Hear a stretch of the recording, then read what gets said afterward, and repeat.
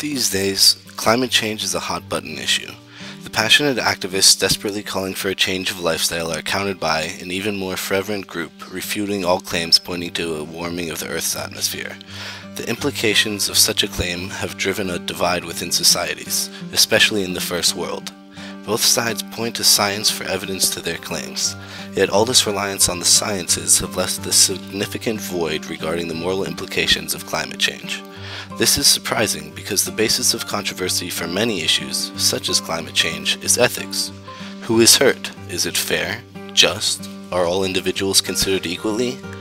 Too often, global warming is framed strictly from humans' interactions with the Earth, overlooking what many would consider the most important aspect of its implications, our ethical obligation to our global brothers and sisters. This very minute, there are entire villages all across the globe being forced to pick up everything they own, once again, and move to a land that can sustain life. Climate displacement is a serious issue and one the United Nations is actively working to mediate. So the question is raised, what can we, as religious and moral individuals, do to support those in need? Catholics have adhered to the principles of protecting the poor and standing in solidarity for generations. In the face of our current predicament, it is imperative that all Catholics, regardless of their stance on climate change, put their differences aside and stand with those in need. They may not be across the street or on the other side of town, but somewhere in God's creation there are loved ones in a dire time of need.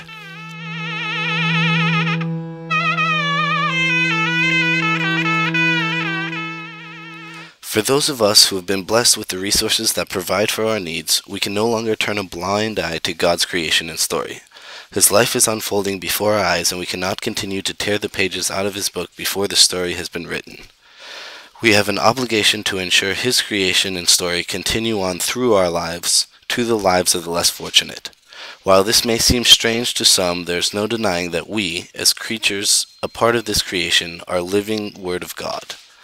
It is through our actions and decisions that God's story is played out, for better or for worse. One way for us to give thanks for all our undeserved blessings is by taking the St. Francis Pledge.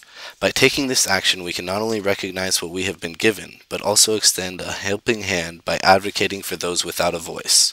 Vowing to take 5 simple steps is all it takes to help foster a community of one, in which all of God's creatures are treated fairly. In such a time of turmoil and change, we can no longer afford to sit idly on the sidelines as the beautiful creation God has granted us continues to suffer. Join me in taking the St. Francis Pledge and make a change today. It only takes 5 steps of praying, educating, assessing, acting, and advocating for the social injustices of climate change to help ensure a better future for those in need. There is a shining ray of light for the future, and we are that light. It is the immaculate hope we share when bonding together for the greater good.